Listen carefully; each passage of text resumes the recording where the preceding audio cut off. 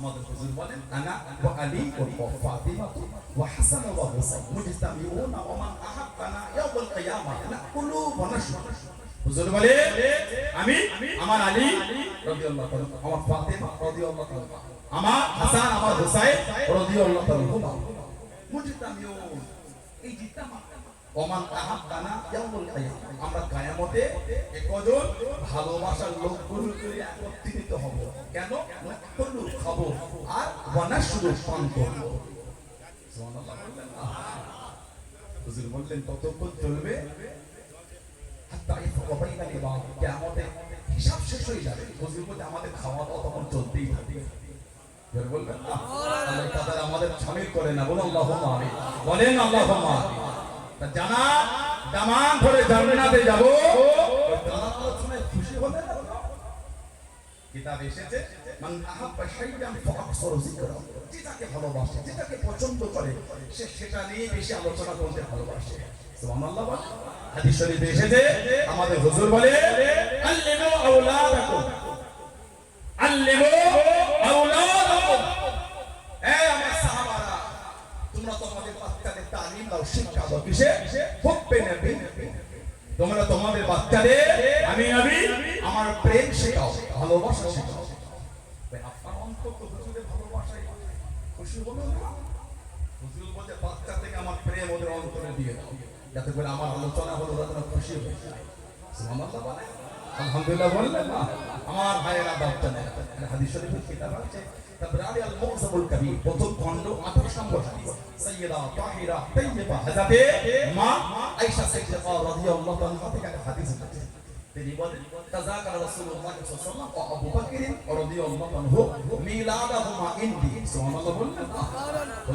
হুজুরের জন্য মা বলেন তাযাকারা রাসূলুল্লাহ সাল্লাল্লাহু আলাইহি ওয়াসাল্লাম ওয়া আবু বকর রাদিয়াল্লাহু আনহু মিলাদাহুমা ইনদি। আমার মা বলে আল্লাহর নবী আর আমার আব্বাজান ইনারা দুজনে আমার কাছে তাদের জন্মের আলোচনা করেছেন।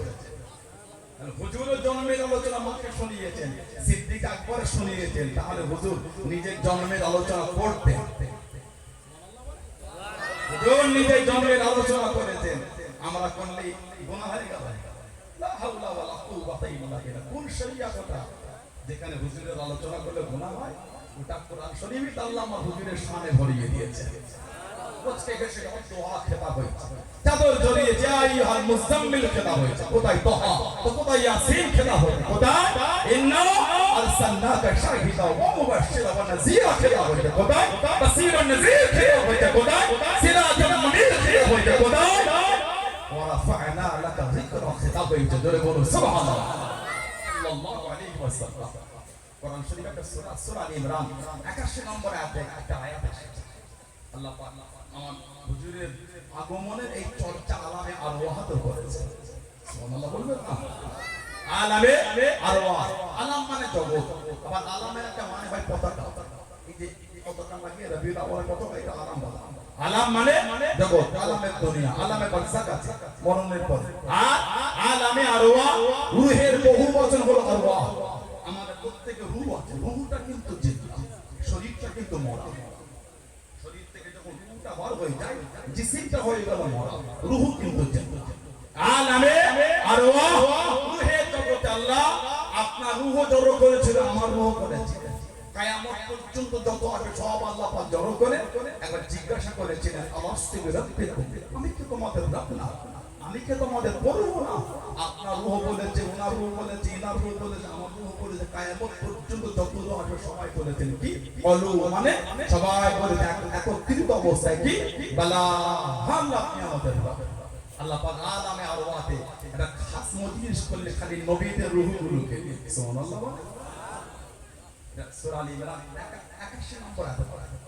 ওয়া ইয আখাযাল্লাহু মিসাকান নবী লামা আতাইতুম মিন কিতাবিন ওয়া হিকমাতিন থুম্মা জাআকুম রাসূলুন মুসাদ্দিকুন লিমা মা'akum লাতু'মিনুন্না বিহি ওয়া লা তানসুরুন্নাহু ক্বালা আ'আকরারতুম ওয়া আখাযতুম আলা যালিকুম ইসরি ক্বালু আ'আকরারনা ক্বালা ফাশহাদু ওয়া আনা মা'akum মিনাশ শাহিদিন। জোরে বলুন না সুবহানাল্লাহ।